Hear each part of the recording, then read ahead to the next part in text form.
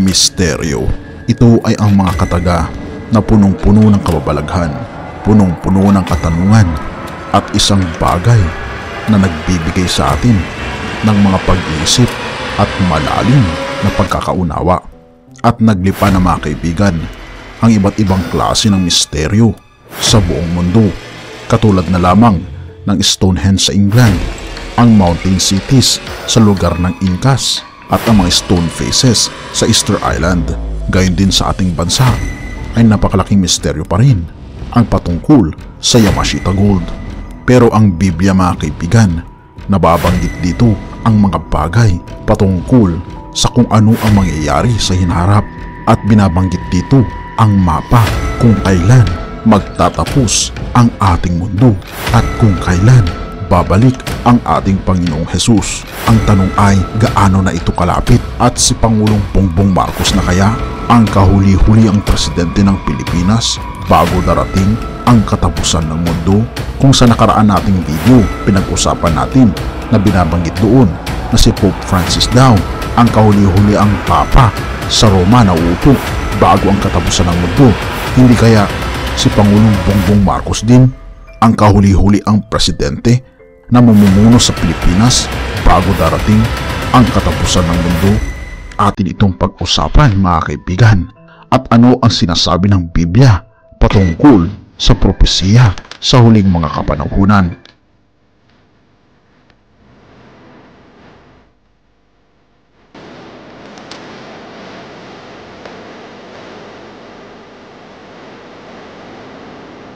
Ang libro ng Revelation mga kaibigan ay isa sa mga pinaka-misteryo na libro sa Biblia, kung saan nababalot ito ng iba't ibang klase ng imahe, katulad na lamang ng mga dragon, mga larawan na hindi natin mawari kung ano nga ba ang ibig sabihin nito. Pero alam nyo ba mga kaibigan na ang susi sa libro ng Revelation ay ang libro ng Daniel? Dahil hindi natin maintindihan ang libro ng Revelation kung hindi natin maiintindihan ang libro ni Daniel. At binabanggit mga kaibigan sa Revelations 1 verse 3, mapalad ang bumabasa at ang nangakikinig ng mga salita ng hula at tumutupad ng mga bagay na nangasusulat doon, sapagkat ang panahoy malapit na. Oo mga kaibigan, ating pag-usapan ngayon ang patungkol sa libro ng Daniel, partikular sa Daniel chapter 2, kung ating makikita mga kaibigan, ang history at ang Biblia mga kaibigan ay nagkakatugma sa kanilang mga sinasabi, at ating tutunghayan kung ang mga hula ba sa Biblia ay naging katuparan sa nangyari sa ating history. At kung ating makikita mga kaibigan, binabanggit din dito sa 2 Peter 1 verse 20, ang Biblia ang magpapaliwanag sa kanyang sarili. Hindi na natin kailangan mga kaibigan ng interpreter, sapagkat ang Biblia mismo ang magsasabi kung ano ang ibig sabihin ng mga bagay na kanyang binabanggit na mangyayari sa hinaharap. Kung ating babalikan mga kaibigan ang Daniel chapter 2, ito ay isang panaginip na isang hari sa lugar ng Babylonia. Ang Babylonia mga kaibigan noong unang panahon ay ito rin ang tinatawag na Mesopotamia, kung saan dito ang cradle ng unang civilization. At naalala ko pa ito mga kaibigan nung ako ay high school, na kung saan sa history ay tinuro ng aking teacher na ang unang civilization ay tinatawag na Mesopotamia, na ngayon ay tinatawag na Iraq, at dati nang tinatawag na lugar na Babylon. Ang Babylon mga kaibigan ay binabanggit sa libro ng Revelation ng 6 na beses, at kung ating makikita ang libro ng Daniel chapter 2, dito unang nabanggit ang lugar na Babylonia, sapagkat ang lugar ng Babylonia mga kaibigan noong unang panahon ay ito ang pinakasikat, ang pinakatanyag, ang pinakamakapangyarihan sa lahat. At paano ba na ang lugar na ito ay may kinalaman sa katapusan ng mundo, at ano ang kinalaman nito sa ating panahon ngayon? Isinulat ang libro ng Daniel dahil kay propetang Daniel, siya mismo ang nakasaksi sa mga nangyayari sa lugar ng Babylonia. Ang Babylonia mga kaibigan ay ito ang parang United States noong unang panahon. Kung gusto mong mag-abroad ay magkakaroon ka talaga ng future sa panahon na kung saan ang Babylonia ang pinakatanyag sa lahat. natalo mga kaibigan ng bansang Babylonia ang bansang Israel, dahil ang bansang Israel ay tumalikod sa ating Panginoon, kaya naman pinahintulutan ng ating Panginoon na sakupin ng bansang Babylonia ang Israel. Ito ay dahil din sa pamumuno ni Haring Nebukadnezar. Si Haring Nebukadnezar mga kaibigan ay nagkaroon ng isang panaginip, at sa kanyang panaginip mga kaibigan, siya ay nabagabag dahil nakakakilabot ang kanyang panaginip na sa kanyang paggising sa umagay nabagabag ang kanyang damdamin. Ngunit ang problema dito ay hindi niya naalala kung ano ang kanyang panaginip at kung ano ang ibig sabihin ng kanyang panaginip. Kaya naman ipinatawag niya ang lahat ng mga mahikero, ang lahat ng mga sorcerers, ang lahat ng mga matatalino sa kanyang lugar. At isa na dito ay si Daniel na isang Hudyo. Siya kasama ng kanyang tatlong mga kaibigan na si Shadrach, Meshach at Abednego. Sila ay nananampalataya sa totoong Diyos. Pagkatapos nito'y tinanong niya ang mga mahikero kung alam ba nila kung anong ibig sabihin ng kanyang panaginip. Ngunit sabi ng mga mahikero sa kanya, "Mahal na hari, iyong sabihin ang iyong panaginip at aming sasabihin ang kanyang ibig sabihin." Ngunit ito ang problema mga kaibigan, dahil si Haring Nebukadnezar ay nakalimutan niya ang kanyang panaginip. Kaya naman sa kanyang galit, siya ay nagbigay ng hatol sa kung hindi masasabi ng kahit sino mang mahikero at matatalino at scholars sa kanyang bansa, ay lahat sila ay mamamatay. Damay na rin dito si Daniel at ang kanyang mga kaibigan. Ngunit lumapit mga kaibigan itong si Daniel at sinabi niya mga kaibigan dito, "Mahal na hari, walang sino man sa lupa ang makapagbibigay ng kapaliwanagan sa iyong panaginip, ngunit may Diyos sa langit na nakakaalam ng lahat ng mga sikreto." At ang panaginip mga kaibigan ay ibinigay ng ating Panginoong Hesus, at ang panaginip mga kaibigan ni Haring Nebukadnezar ay kanyang ibinahagi kay Propetang Daniel, at ibinigay din ng ating Panginoon ang interpretasyon kay Daniel. Kaya naman lumapit mga kaibigan si Daniel, at ito ay binanggit niya. May natumama sa larawan sa kanyang mga paang bakal at putik na luto. Ang mga yaoy binasag na magkagayoy ang bakal, ang putik na luto, ang tanso, ang pilak at ang ginto ay nagkaputol-putol na magkakasama at naging parang dayami sa mga giikan sa Tagaraw, at tinangay ng hangin nang walang dakong kasumpungan sa mga yaon, at ang bato na tumama sa larawan ay naging malaking bundok at pinuno ang buong lupa. Ito mahal na hari ang iyong panaginip, ika pa ni Daniel, at ito ang kahulugan nito. May mga babangon na mga kaharian bago darating ang kaharian ng Diyos.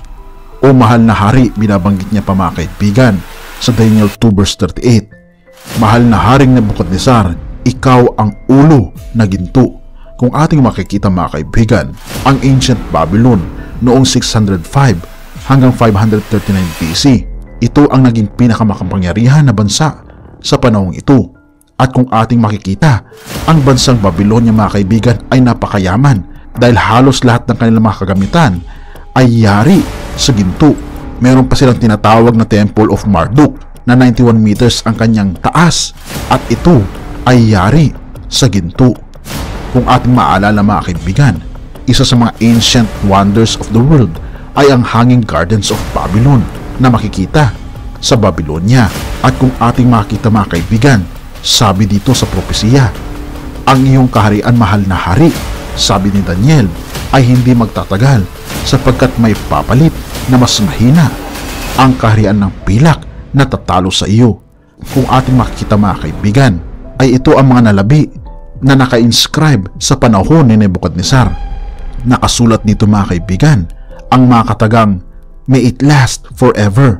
Ang Babylonia nawa ay manatili magpakailanman, na isinulat mga kaibigan ito sa mga bricks sa lugar ng Babylonia.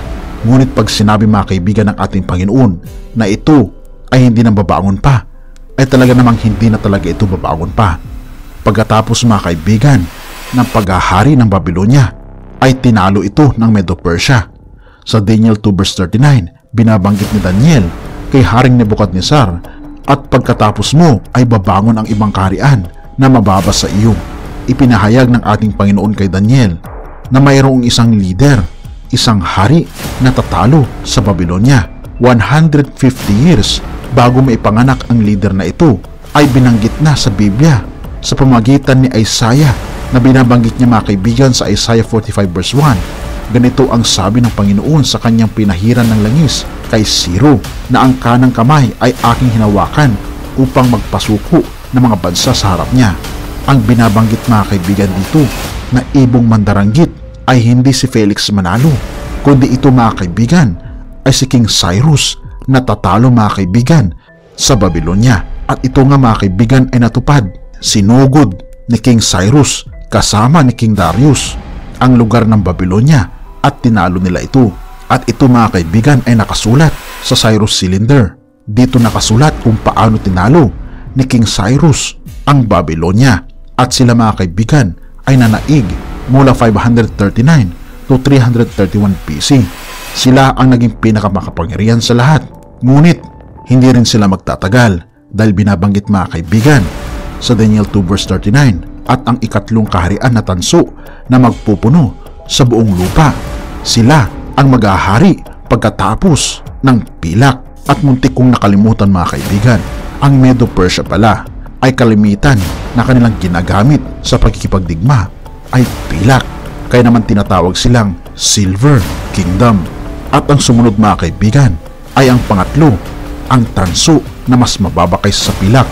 Merong isang bata na leader na mula sa Macedonia na binuo niya ang kanyang armies at nagkaroon siya ng 4 na general at sila'y nagmarcha sa buong Medo-Persia at kanilang tinalo ang buong kaharian ng Medo-Persia sa kanyang edad mga kaibigan na bata pa. Ito ay walang iba kundi si Alexander the Great. Siya mga kaibigan ang tumalo sa buong Medo-Persia na binabanggit din mga kaibigan sa Daniel 2 verse 39. Ang susunod na kaharian ay tinatawag na Bronze Empire na kung saan lahat ng kagamitan nila Alexander the Great ay yari mga kaibigan sa bronze o tanso. At kung ating makikita mga kaibigan, ang history at ang Biblia ay nagkakatugma ang kanyang sinasabi dahil lahat ng mga bagay na nangyayari sa atin ay plano ng ating Panginoon. Isaiah 58 verse 11, and the Lord shall guide you continually. Pagkatapos mga kaibigan ng Grecian Empire na sila ay naghari mula 331 to 168 BC ay binanggit ni Daniel na ang susunod na kaharian na pinakamalakas na babangon sa buong mundo ay matibay na parang bakal. Palibhasay ang bakal ay nakakaturog at nakakapagsuko ng lahat ng bagay. At kung paanong dinidikdik ng bakal ang lahat ng ito, siya ay magkakaputol-putol at madidikdik. Oo mga kaibigan, ang binabanggit na bakal o Iron Empire na umusbong at naging malakas ay ang Roman Empire. Ang Roman Empire mga kapatid, sila ang pinakamatagal na imperyo na nag-rule dito sa ating mundo dahil sila ay nag-rule 168 BC to 476 AD. At kung ating makikita mga kaibigan ay mahaba ang binti na sinisimbolo ang mahabang imperyo ng Roman Empire. Ito rin mga kaibigan ay nakalagay sa ating history na ang Roman Empire mga kaibigan noong unang panahon ay sakop niya ang buong Europa, parte ng Asia, parte ng Africa at ganito kaluwang mga kaibigan ang lugar ng Rome. At sa panahon din mga kaibigan ng Roman Empire, ang pinakamalakas na bansa noong unang panahon ay dito rin na ipanganak ang ating Panginoong Jesus. At kung ating makikita mga kaibigan, ang rulership ng Roman Empire din ang nagpapako sa ating Panginoong Hesukristo. At pagkatapos nito, binabanggit ni Daniel sa Daniel chapter 2 verse 41, at yamang iyong nakita na ang mga paa at mga daliri, ang isang bahagi ay putik na luto ng magpapalyok at ang isang bahagi ay bakal, ay magiging kahariang hati, ngunit magkakaroon yaon ng kalakasan ng bakal. Yamang iyong nakita na ang bakal ay nahalo sa putik na luto. At kung ating makikita mga kaibigan, ay tayo na ay nabubuhay sa pinaghalong bakal at putik sa mga paa ng larawan na ito. At kung ating makita mga kaibigan, ito ay tumutukoy sa 10 daliri, ang divided Europe, dahil ang buong Europe mga kaibigan noong unang panahon ay Roma lang, ngunit nagkaroon ito ng dibisyon na binabanggit sa banal na kasulatan na magkakaroon ng dibisyon ang Roma. At kung ating makikita mga kaibigan, ang Roma ay nahati-hati sa 10. ang Anglo-Saxons, Franks, Alamani, Lombards, Ostrogoths, Heruli, Burgundians, Suevi, Visigoths, Vandals. Ito ang 10 mga kaibigan na kaharian na sumisimbolo mga kaibigan sa 10 daliri na maghahari sa buong mundo.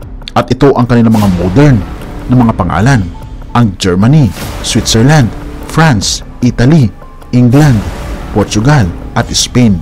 At kung ating makita mga kaibigan na wala sa kasaysayan ang 3 mga bansa katulad ng Heruli, Vandals at Ostrogoths, bakit pag-uusapan natin ito mga kaibigan sa susunod na topiko? At kung kayo ang tatanungin mga kaibigan, ano ang pinakamakapangyarihan na bansa sa buong mundo ngayon? At sasabihin nyo siguro, ito ang United States of America. Pero alam nyo ba mga kaibigan na ang United States of America ay anak ng England na galing sa Europa? Kaya naman masasabi ko na ang pinakamalakas at makapangyarihan na lugar ngayon ay ang Europa at ang United States of America. At binabanggit mga kaibigan sa propesiya na naghalo ang putik at ang bakal. Sa tingin nyo, maghahalo kaya ang putik at ang bakal? Ang bakal ay matibay pag bakal lang ito, at ang putik ay matibay din kung putik lang ito. Ngunit ang paghaluin ang putik at ang bakal ay napaka-imposible itong mangyari. Kaya sinabi ng ating Panginoon, hindi kailanman maghahalo ang putik at ang bakal. Ngunit sa history mga kaibigan ng Europa, trinay nila na i-combine ulit ang buong Europa. Napakarami na mga nag-try ng mga leaders na i-combine ulit ang buong Europa. Katulad na lamang ni Napoleon Bonaparte, Charlemagne, Adolf Hitler at napakarami pang iba. Ngunit hindi sila nagtagumpay dahil pag sinabi ng Panginoon na hindi pwede, ay hindi talaga pwede na mangyayari. Na kahit na mayroon tayong European Union, ngunit hindi pa rin sila magiging intact. At kung ating makikita mga kaibigan sa binabanggit mga kaibigan ng Daniel chapter 2, ang rulership ng Babylonia, Medo-Persia, Greece, Rome at divided Europe ay nangyari sa loob ng 2,500 years. At kung tatanungin ko kayo mga kaibigan, nasaan na tayo? Wala na tayo sa Babylonia, wala na rin tayo sa Medo-Persia, Greece o Roman Empire. Tayo ay nasa divided Europe. Tayo mga kaibigan ay nasa mga paa. At kung tatanungin niyo ako, ano ang susunod pagkatapos nito? Ito mga kaibigan, ang bato na tatama sa paa. At sino mga kaibigan ang batong ito? Daniel 2 verse 44, at sa mga kaarawan na mga haring yaon ay maglalagay ang Diyos sa langit ng isang kaharian na hindi magigiba kailanman, o ang kapangyarihan man ni Yaoy iiwan sa ibang bayan, kundi papuputol-putulin at lilipunin niya ang lahat na kahariang ito, at Yaoy lalagi magpakailanman. Yamang iyong nakita ng isang bato ay natibag sa bundok, hindi ng mga kamay, at pumutol ang mga bakal ng tanso, ng putik, ng pilak at ng ginto. Ipinaalam ng dakilang Diyos sa hari kung ano ang mangyayari sa harapin, at ang panaginip ay tunay, at ang pagkapaaninaw niya ay tapat. Totoo mga kaibigan na halos 99% na binabanggit mga kaibigan sa Daniel chapter 2 ay natupad na. At ang hinihintay na lamang natin mga kaibigan ay ang dakilang pagdating ng ating Panginoon, ang dudurog sa lahat ng mga bansa, at ang mananatili magpakailanman ay walang iba, ang kaharian ng ating Panginoong Diyos. Totoo mga kaibigan na tayo ay nasa huling mga kapanahunan na, at hindi natin alam kung si Pangulong Bongbong Marcos ba talaga ang huling presidente na uupo bago darating ang katapusan ng mundo. Ngunit ako ay naniniwala na ito ay malapit ng darating. Malapit na mga kapatid, dahil tayo ay nabubuhay na sa rulership mga kaibigan ng Europa at ng Amerika. At tayo ay nasa huling mga kapanahunan dahil ang ating mundo ay hindi na nagiging mas maganda, hindi na nagiging safe mga kaibigan.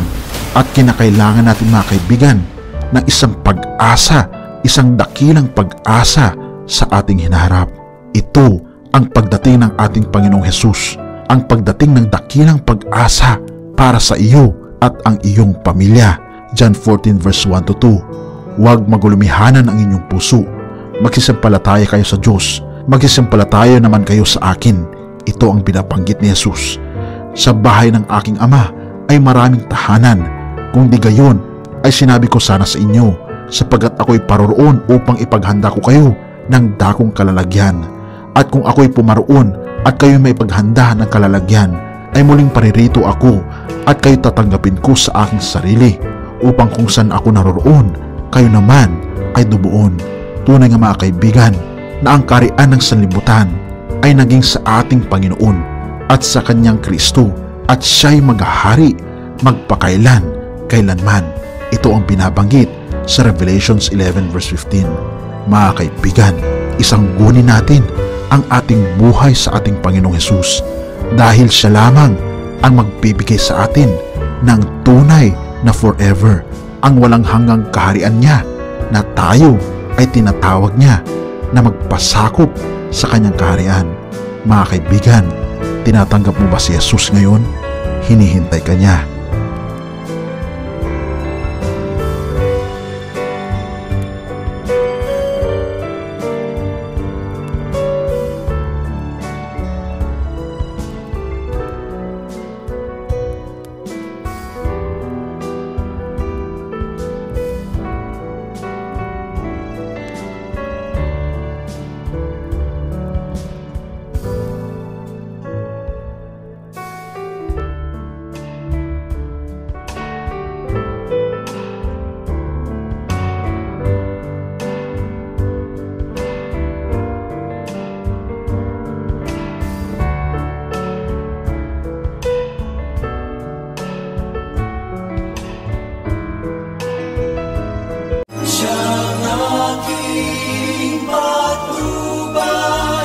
Siyang aking gabay, siya ang tanging Panginoon magpakailanman.